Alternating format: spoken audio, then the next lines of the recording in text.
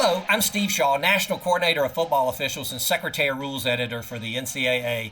And today we're continuing our series of media videos for the 2022 season, and we're going to be focused on game action from Week 9. Now this week we received our first CFP rankings, and that makes a little more excitement build into the season. Both in FCS, D2, and D3, the committees for the playoffs are fully engaged to begin to work to set the pairings there. So this all really sets up for a great stretch run for college football in November. Now, a quick look at some data from our overtime games.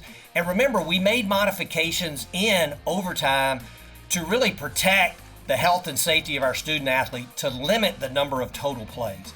But this year we've had 29 games in FBS that have gone into overtime. We've had one 7 overtime game. And actually this past weekend, we had a 4 overtime game that had a final score of 14-12. That's pretty amazing. In FCS, we've had 23 overtime games.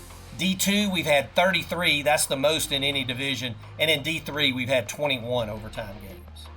So with that, let's get straight on into our video. We start this week with a 3-play vignette. Now, by rule, a valid fair catch signal is one hand clearly above the head waving from side to side.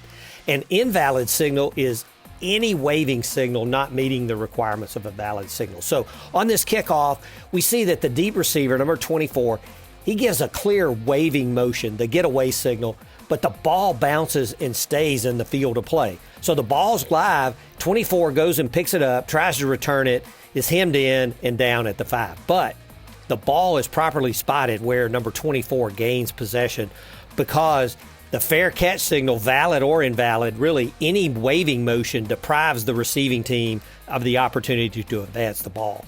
Now, if the ball had gone in the end zone, it would have just been a touchback. But this play, the receivers will have 1st and 10 at their own 1. Now, play 2 is an example of what is allowed by the return man. You see here, the returner just points to the ball. There's no waving motion here. He keeps his hands and arms below shoulder level. So without waving motion and the hands and arms staying below the shoulders, it's not a valid or invalid fair catch signal.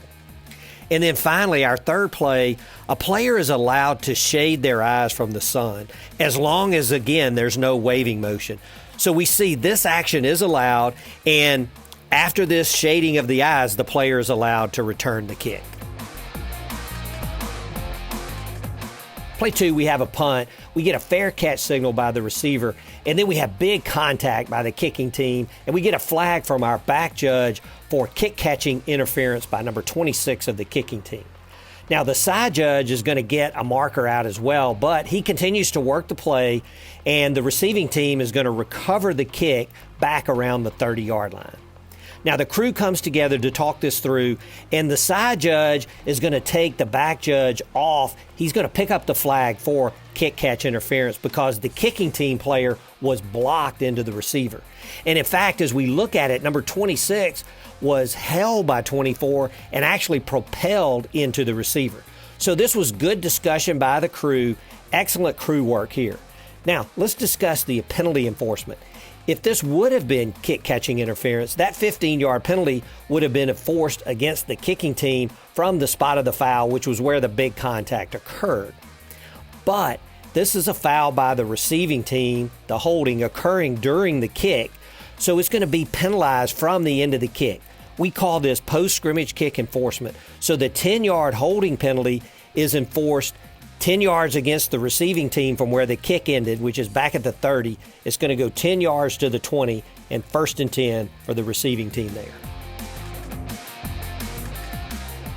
Play 3, the offense brings number 82 back in motion toward the quarterback. He pivots, stays in motion, now going away. The quarterback takes a snap, throws a swing pass to 82, and in fact, it's a backward pass to him. 82 catches it, turns upfield, and the side judge throws a marker for a block in the back by number 17, right at the point of attack. Now, here's another play where the crew comes together to discuss, and then we get an announcement by our referee. There is no foul on the play. Now, the defensive team sideline disagrees totally with the announcement and picking up the flag. But as we go back and take a look at the block, we see that the blocker makes contact with extended hands. That's legal. And the officials now look for that hand placement. If there is a hand in the back on the numbers of the defender, then we'll definitely rule block in the back. But if the hands are on the side or in the shoulder, even though it may present as a block in the back, we will rule this as a side block and thus legal. So hand placement is the key on these type blocks for officials. The hands here were in the side, and so this is not a foul for block in the back. Good work by the crew. Play 4 is 4th down. The offense only has 10 players on the field. They want to punt, and the 11th player comes off the sideline very late with the play clock going under 15 seconds. We consider this a late substitution, and the player gets into position with the play clock right around 10, and we see the center judge hustling up to hold the offense and give the defense an opportunity to match up as allowed by rule. Now, just after the center judge gets in place, the defense does substitute, and now we're going to hold the offense until the defense has the opportunity to complete their substitution.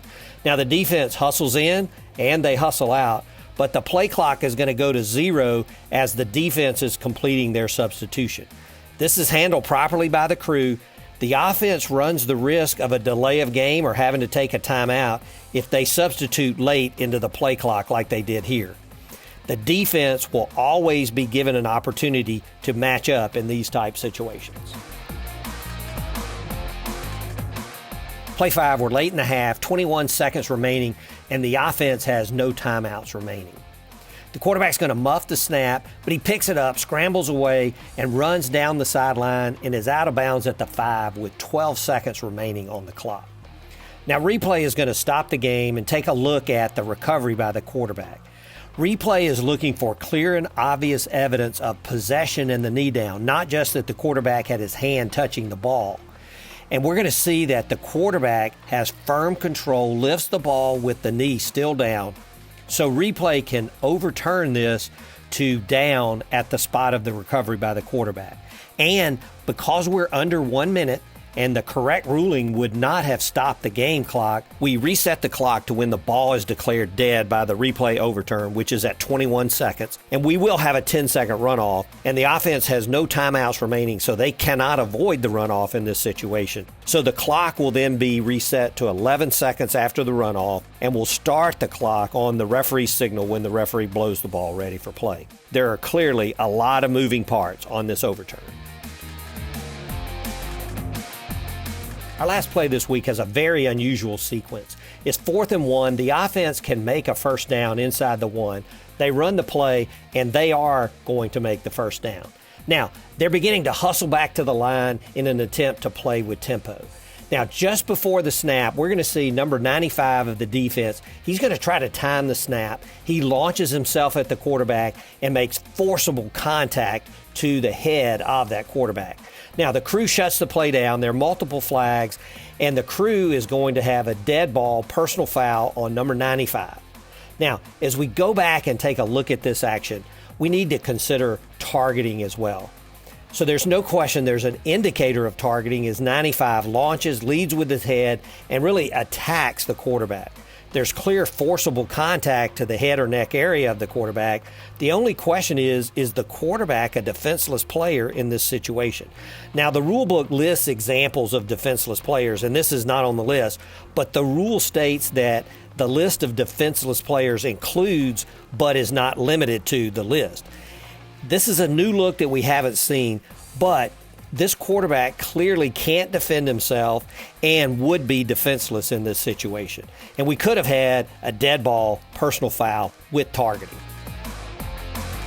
Well, that's it for our plays this week, and we appreciate the time you invest in these videos, and we also look forward to your comments and feedback. As we turn to November, everything is on the line, and our officiating crews are working hard to make sure they can meet the end-of-season challenges. So best of luck to all, and stay safe and healthy.